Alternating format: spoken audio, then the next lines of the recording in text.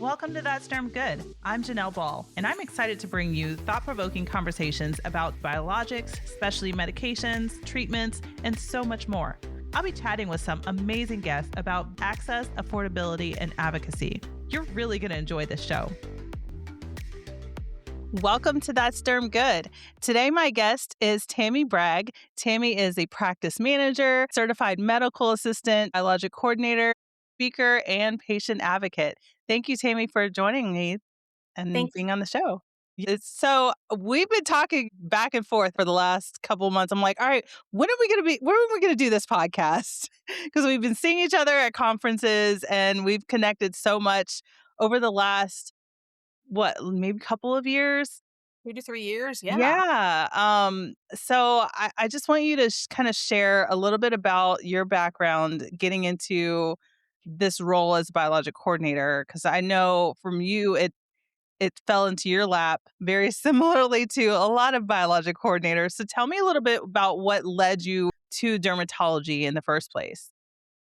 It's an unusual story. I actually was married at the time, not anymore. We went to a dermatology visit, and when I got there, the young lady up front was in the weeds. She was picking up phones and shuffling paper. And I said to her, "You look like you need help." And she says, "Are you looking for a job?" And at the time, I kind of was thinking about getting out of the construction business with my husband at the time. And by the time we came out of our visit, she had me set up for an interview with her manager. And I was in flip-flops and shorts. I'm like, "This is not happening." But it did happen, and I ended up getting a position with them and went with a large practice in Lakeland, Florida, went on to their satellite office in Zephyrhills, Florida, and that was my beginning of my derm experience. Love dermatology, have met some wonderful people, but then I divorced, I met somebody else, and I moved to Georgia for love. And so when I moved to Georgia, I got a position with a really large practice. They hired me initially as the triage desk, handling pathology and making calls and answering patient calls. And on the last day of onboarding, my wonderful, I love him to pieces, my administrator says to me as he's backing out of the door, "Here's this 3-ring binder, and guess what? You're our BC." And I said, "Whoa, whoa, whoa, whoa, whoa. Stop right there. What is a BC? What are you talking about?" He says, "Oh, it's a biologic coordinator. You're smart. You'll figure it out. It's no big deal." And he leaves.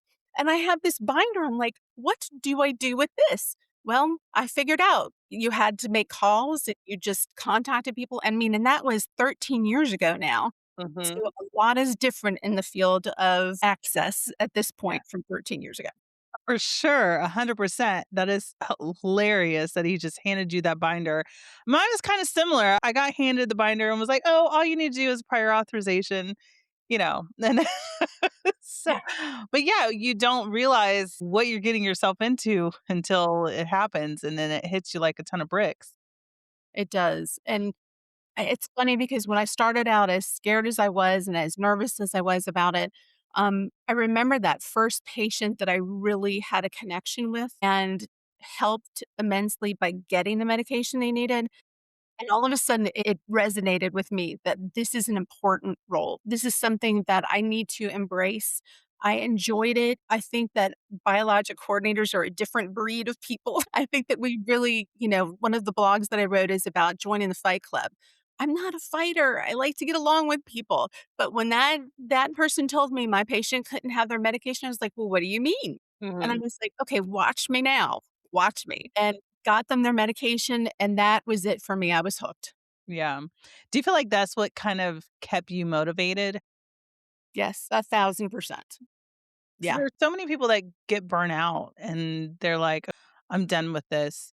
So, like, as you're looking back, and what do you wish someone had told you when you first became a biologic coordinator?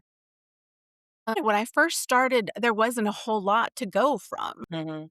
I think that I wish that somebody would have just said, "Take your time and make notes. You're gonna learn as you go." I think networking is key, and in Yeah. the last several years, networking has become a huge part of the access community.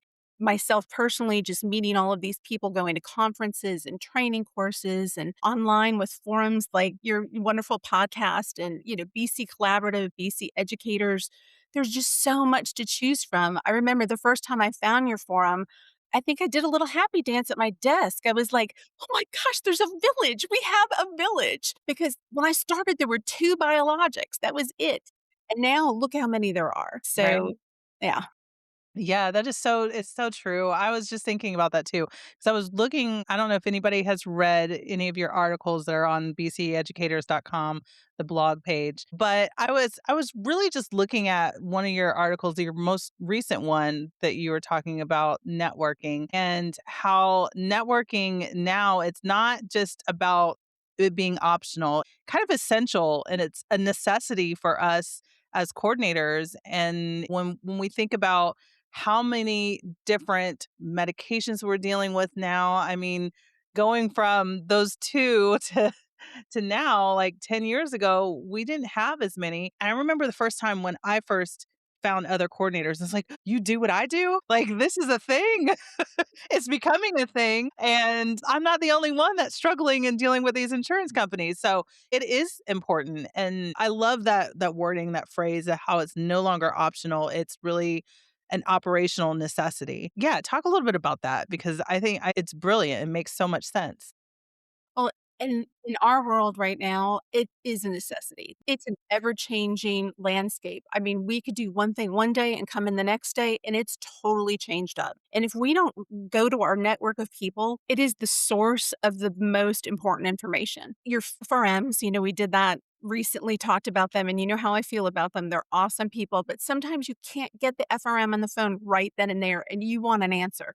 There is always going to be a case that you come up against that you're not going to know something. As old as I am, and as long as I've been doing this, let me tell you, there's always something I learn at these events or when I'm networking or watching a webinar. I sign on to everything these days because it's just so much good information. And I use your forum a lot for like, I call it phone a friend. It's like you put a post up there and people will start chiming in and they will help you. And we're talking people across the country. So you will get people from your region, but you will get people from outside of that region too. And it's comforting. There's safety in numbers. Yeah. Reach your network people. Yeah, absolutely. I mean, and there's something about it. Most people that are in this role are doing it because they are genuinely passionate about helping patients and also supporting each other because we see so many times that you post something in there or people are just posting some like, "Hey, I just want to share this with you guys because this has really helped me." Making sure that other people are aware of what we're learning, what we're seeing when it comes to changes that are happening within the industry or within the insurance. There's always so many changes, like you said, and being able to connect and to collaborate with other coordinators that are doing the exact same things that we are doing, it makes our jobs a little bit easier knowing that we've Need it got that support. a tiny bit. It does help. Like I said, it's safety in numbers. You feel more confident. Sometimes you're not sure like what you're doing is the right route or the right and even just getting with somebody and they're going, "Yeah, that's what I would do too." You're like, "Okay, I'm on the right track." Is confirmation that you know what you're doing. And if you don't know what you're doing, sometimes they have an ID for you. And I'm like, that's perfect. You know, it's always good to get an extra input. I think it's wonderful. Yeah, absolutely. It still feels like it's kind of a misunderstood role. Do you feel like you're still seeing that and people don't quite understand the Yes. value of having a coordinator in office? Yes. I think that there is a lot of that. As a speaker, you go out and you're able to talk to other offices and see other staff members. Also at some of these conferences and these events, you hear the chatter, in the background and you get in on the conversation. And I think that there is a big misunderstanding to what, first of all, biologic coordinators do. I mean, if you introduce yourself to somebody, what do you do for a living? I'm a biologic coordinator. They're like, oh, you work in a lab? I'm like, no, no, no, no, no. That's not what this is. Kind of. Yeah, right. You gotta give them the whole explanation of everything, and I don't mind doing that because I love what I do. But like I said, we're a rare breed, us BCs, and I think that all of us I have not met one who is not passionate about what they do. And I think one of the blogs was the 5 things that you have to have characteristics to be a BC. And the people that I meet, and I've met some amazing people that I now call my friends. I love it. And they all are passionate about that. And their passion and seeing how excited they are ignites something more in me to want to be better. Yeah, I love that. It's so true. Being able to just be around others that are passionate about it. When I go to conferences, I feel that energy is there. And it is so exciting to see how excited other people get when they're talking about access or what they've done to be able to fix a problem or helping their patients make that difference and that impact. Kind of like you said, there's always that one patient or even a family member where there's something that happened along the way where you're like, yes, this made a difference in so many lives. And it's amazing to see the excitement that these coordinators are having that are just passionate about making sure that the patients can get the medicines that they really need. And I think, for us, a lot of times we get bogged down with all the paperwork and faxes and the emails and the portals, and it's endless.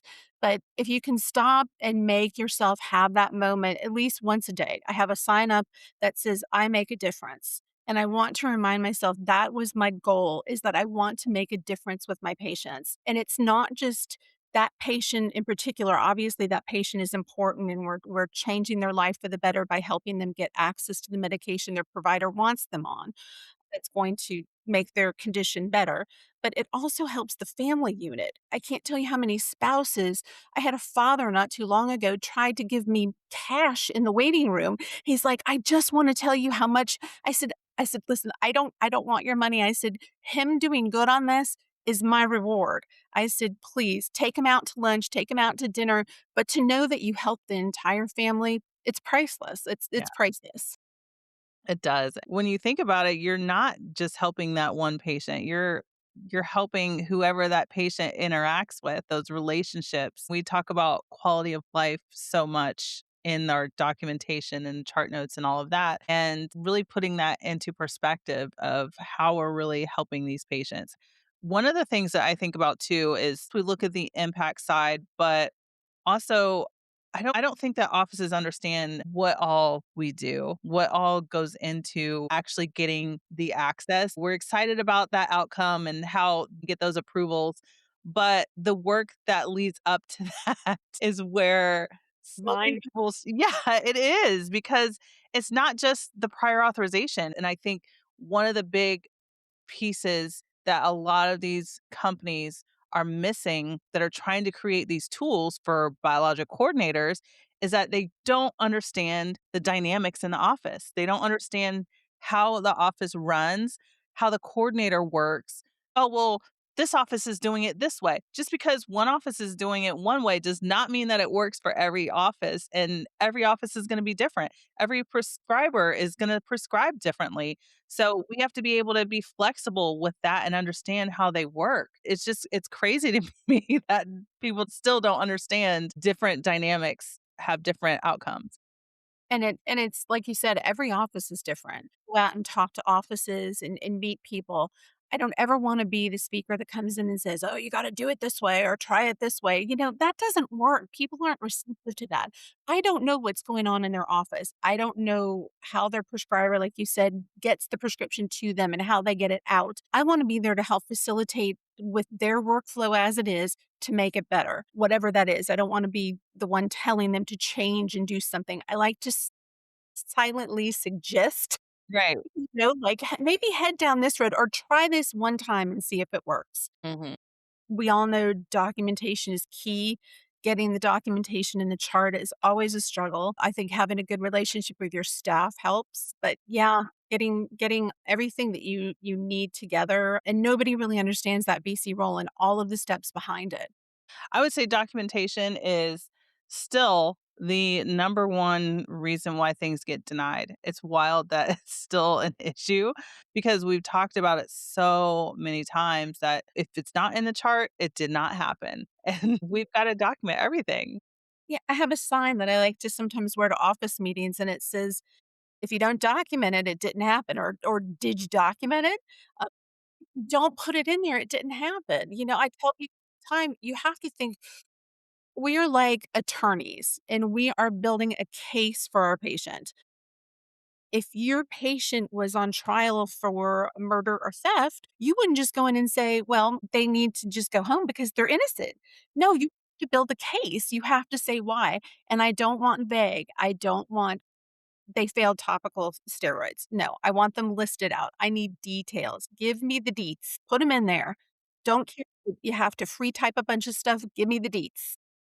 Exactly. What do you think the biggest changes have been this year with insurance? Because I've been seeing a lot of insurance companies like really looking at the chart notes and wanting to make sure everything aligns.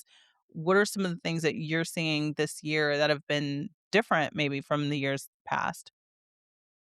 Well, we all know there's a ton of formulary changes. It's like beginning of every year and even sometimes the middle of the year, the formulary changes have been crazy. I think that there's a lot of denying medications that patients have been established on, and we're not exactly sure why that's the trend, but we have ways that we can try to fight and battle that. As far as denials, I don't I see all of a sudden back like methotrexate. Why all of a sudden again? It was 13 years ago, it was a huge thing, and then it kind of got away, and now it's back. It's just Right. ugly. And I'm like, "Why? Why?" And I always tell people, though, when you get those denials, make sure you read them really, really good because sometimes it's just a small point and you can redirect and send it back through again instead of having to file an appeal right away. Yeah. Well, because patients are getting those denials too. And so, what I always tell offices, if you don't know why it was denied, you need to find out. You need to do that immediately because patients are still getting these denial letters. And their first thought is, I need to call the office and change this medication because this medication is going to be way too expensive. And my insurance is telling me I'm going to be held responsible if I get the medication.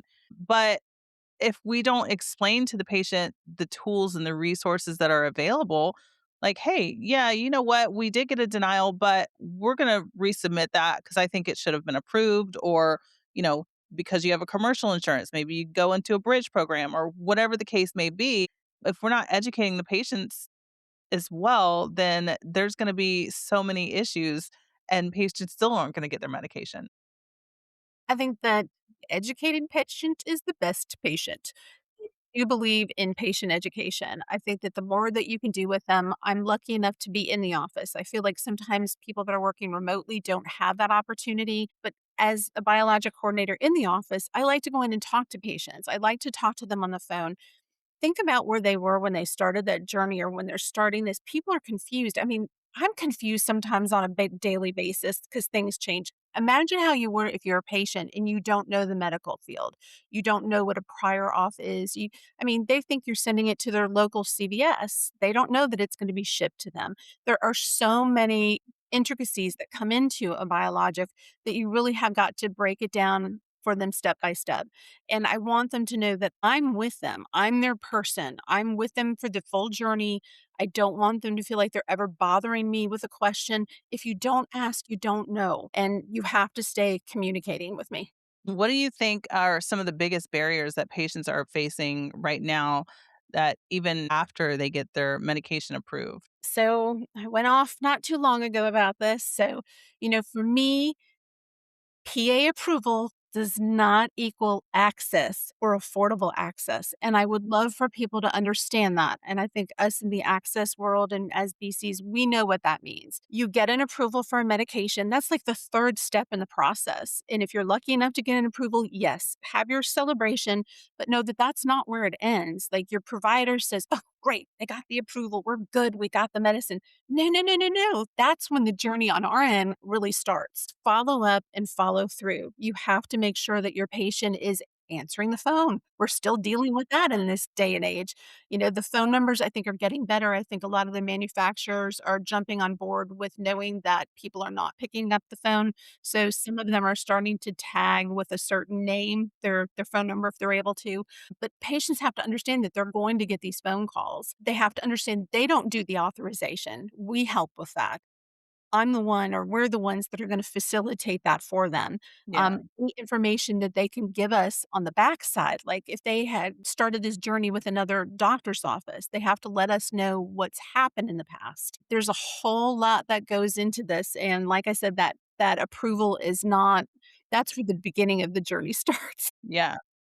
It's so true. Patients still need to make sure that they get their copay cards, or if they're Medicare, there's so many other pieces that go into it that patients aren't aware of. I've heard so many stories of patients maybe switching to a different doctor's office, and then they were told there's a copay card that you don't have to pay more than $5 or $0. And they're like, "Wait, what? I didn't know this. I've been paying out of pocket hundreds of dollars every month," because they know they need the medication. That makes a big difference. And they don't know that. How would they know that? Right. I do have a startup sheet that I like to give patients, especially if they're, like, totally naive to, like, biologics. If they're just starting out on this journey, they need to have some guidelines, plus the fact that they've got some skin in the game. Like, they need to know that they need to pick up the phone, answer the phone, and if you have a problem, you've got to call me and let me know. I mean, how many patients, if we didn't follow up with them, the approval comes through, they get the call from the specialty pharmacy, and now the copay is $4,000 and they're like, "Oh, well, click, I'm not getting that." They don't call you, you never see them again. If you don't follow up and follow through, how do you keep them going in the process? They have to know that you're there advocating for them. They don't have to sit on the phone all the time. They do have to answer, but we're the ones doing that, and that there is a process, and even if your insurance denies it, there are other things behind that. We have, PAP programs, we have bridge, we have, foundation help. There are so many other avenues that we can really access for them, but they don't know that. Mhm. Yeah, they don't. They don't realize what is happening behind the scenes to get them access to their medication. They don't see that. There's still a lot of patients that are really invested, and in those are the ones that I feel like are going to work with you the most to be able to understand the process. But do you feel like giving those handouts are a big help and make a huge impact for patients when they're leaving the office and taking that with them? Because there's still so many offices that don't give out anything. I think it's better for people to have something than nothing. Mhm. Maybe it ends up in the trash, I don't know, but I like to think that they're looking at it. I like to put on there, like, what their diagnosis is. A lot of people leave the office and they don't remember what they have. The name of their diagnosis, the name of the medication we're trying to get them, the name of the pharmacy that may be calling them or the program that may be calling.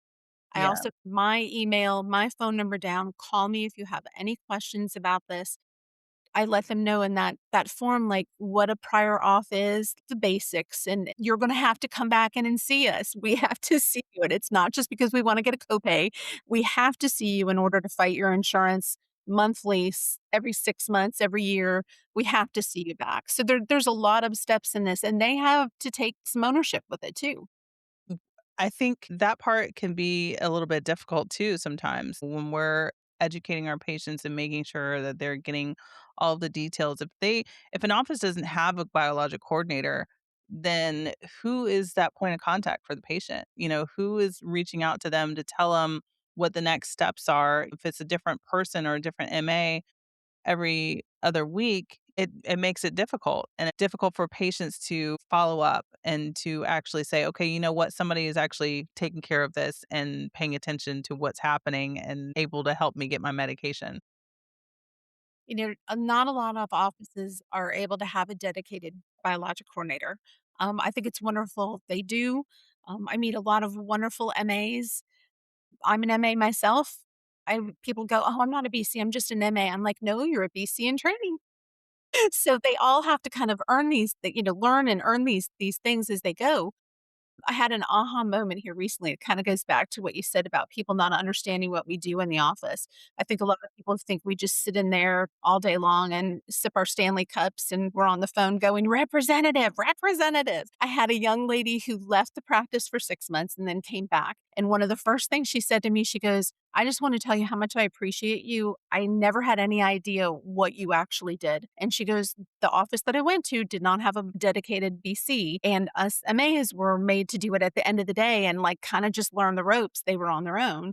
And I also had a patient call recently who was at an office like that, and they had left us. And then she came back. She's like, "I can't do that." She goes, "I have to have somebody who is my go to person, and you're my go to person." I said, "Well, welcome back. And, call me anytime." I love that. I love that much of an impact for her to understand it's necessary to have a point of contact or somebody that is helping. I mean, you're advocating. You're a patient advocate.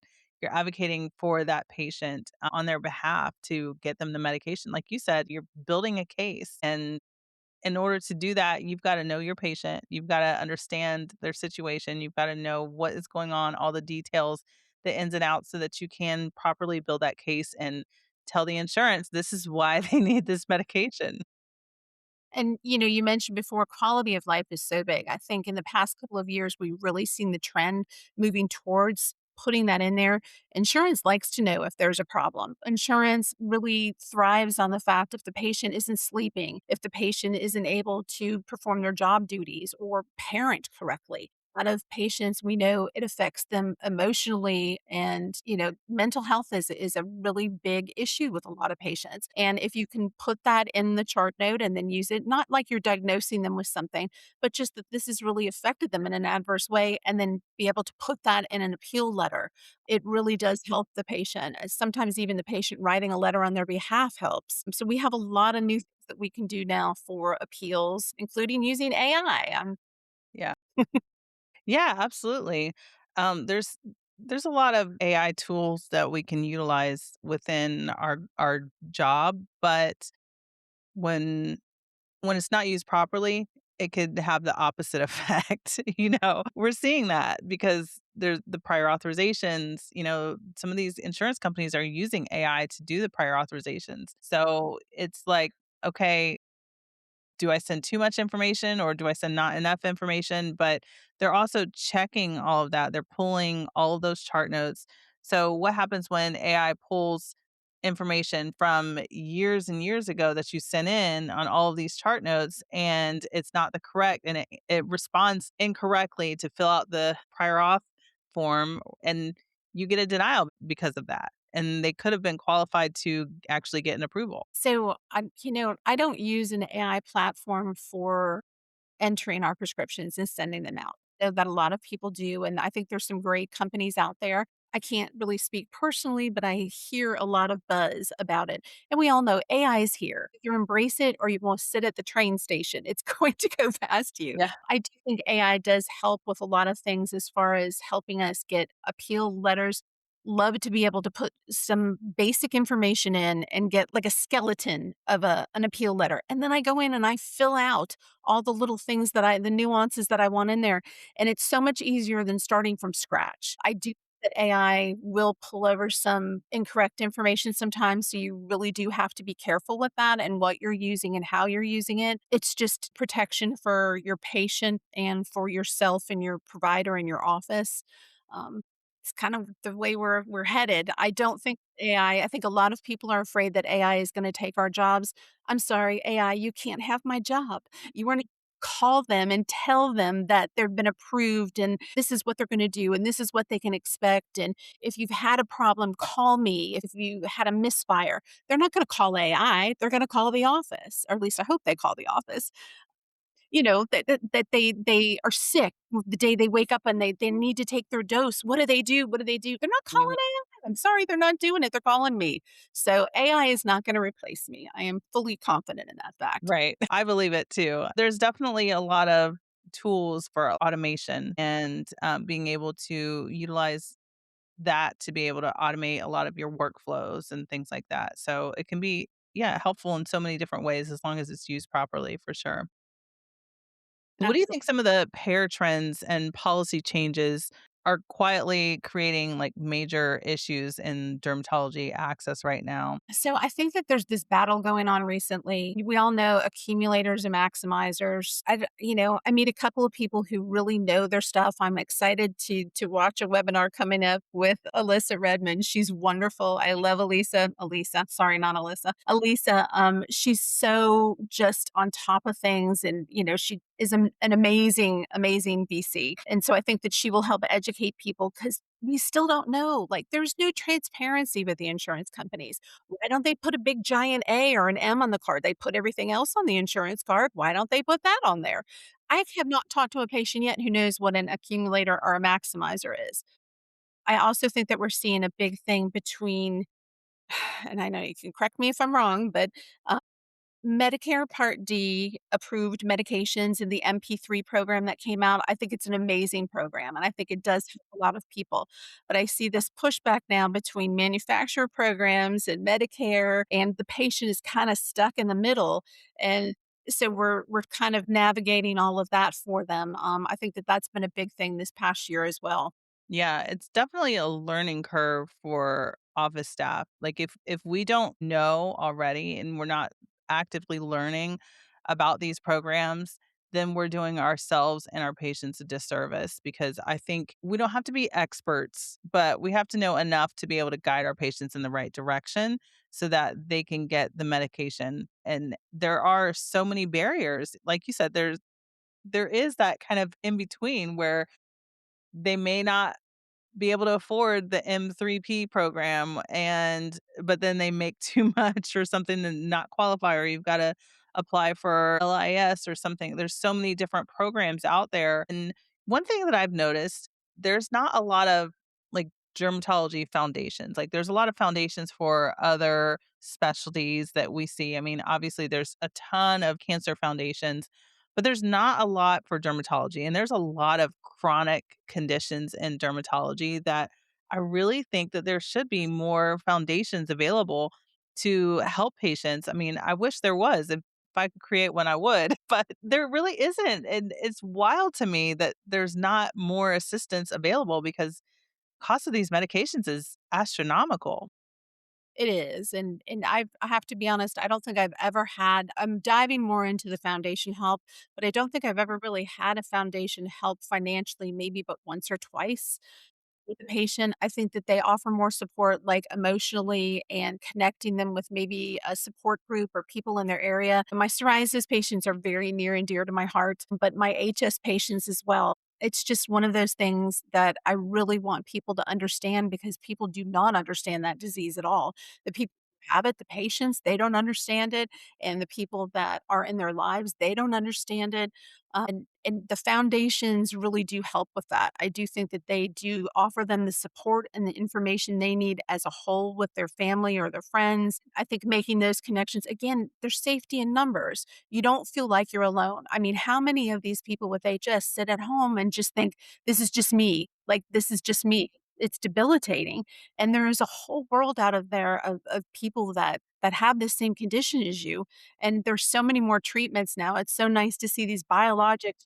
In the beginning, when it was just the 2 that I started with, I was a little nervous every time a new one came out. I'm like, "Oh gosh, there's another one. Oh gosh." Now it's like, "Yes, there's another one. Woo! We have another option because there is a drug for every patient and a patient for every drug." And so I do think that there should be more foundation help, yes, but baby steps, we're getting there. Right. I agree. It's so funny you said that because I used to think the same thing like, "Oh my gosh, another drug is coming out. Like, is this gonna be a good one or what?" But yeah, now it's like, "Yes, there's another one for this condition," because, we didn't see a lot of HS medications or for alopecia. And so now there's more and more coming out and we're like, this is exciting. This is so good. And I'm the one that loves to go look at the clinical trials and be like, "Ooh, how's this clinical trial going?"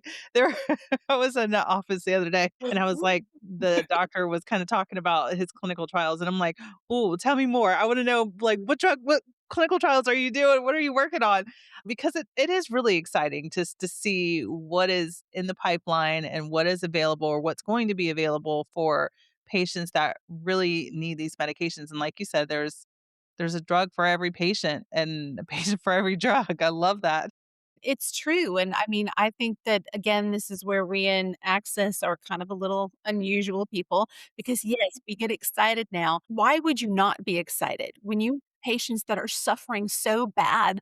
This is really life-changing for them, and when you see that, if you're not affected by that, then maybe you're in the wrong field. That's how I feel about that. Yeah.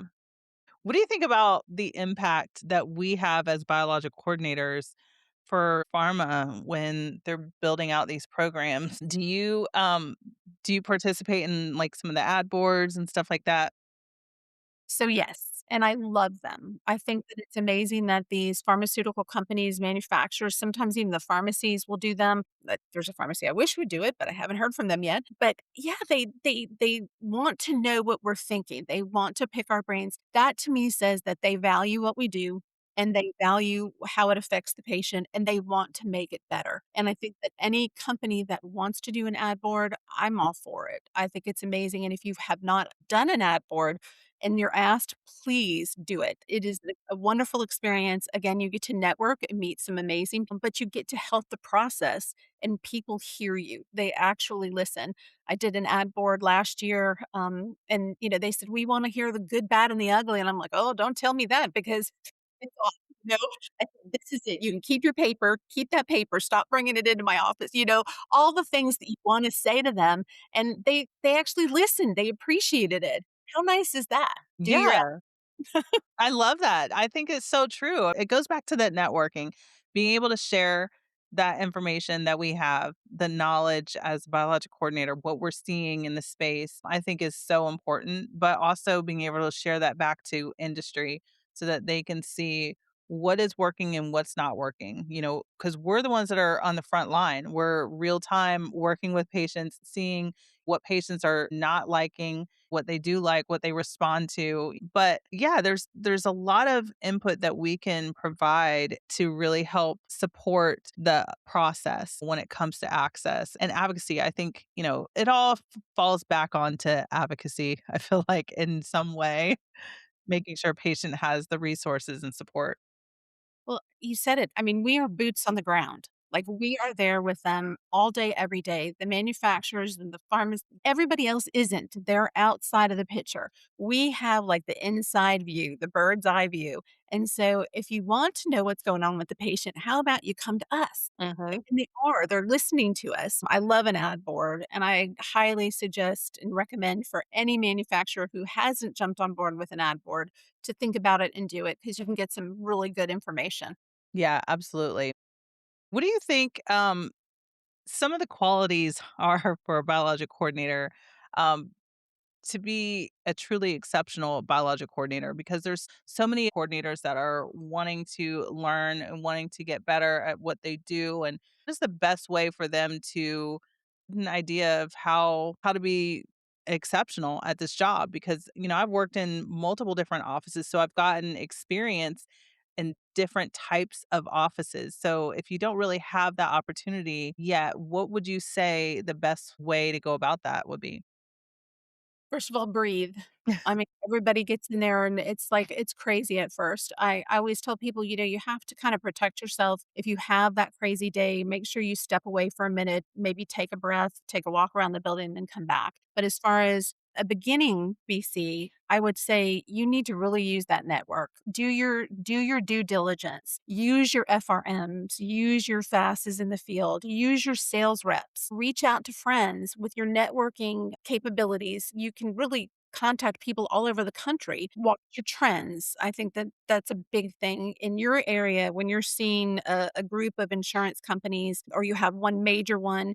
You got to watch for the trends that are coming in and you have to be a chameleon. You have to continuously change one after the other. I think that there are the qualities. Number one is passion. I think that you have to be passionate about what you do, passionate about patient care, positivity. You need to be a positive person. If you're negative, this job isn't for you. I think you need to have persistence. You're not taking no for an answer. You have to know that that no is not a hard stop. You keep going. You keep going. You'll know when to say when, but that first no is not it. Persistence pays off. It's this want to do it and want to help the patients. But networking and getting all of the tools that you can. Again, your FRMs are great information, but reach out to as many people as you can. I think that's so good. So, you have been a caregiver since a very young age. How has that shaped the way that you advocate for patients today? I think it's sometimes people have it just it's like a quality you're born with, maybe that you're a caregiver and you take care of people. I remember being little and the thing I wanted every Christmas was a doctor's kit. I just wanted to bandage everybody and everything. Everybody had a bandage on them. Initially, I wanted to be a pediatrician. And I just like taking care of people. There's something about making somebody else feel good that makes me feel good. It gives me quality of life. It lets me know I make that difference, and that's what I strive to do every day, at least with one patient, if not multiple.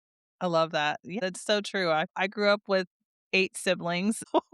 And I was the second oldest. So, of course, me being that caregiver and I'm the one who's getting everybody together like, "All right, let's do this for birthday party," and all of these different events that are happening within the family. So, I'm the same way.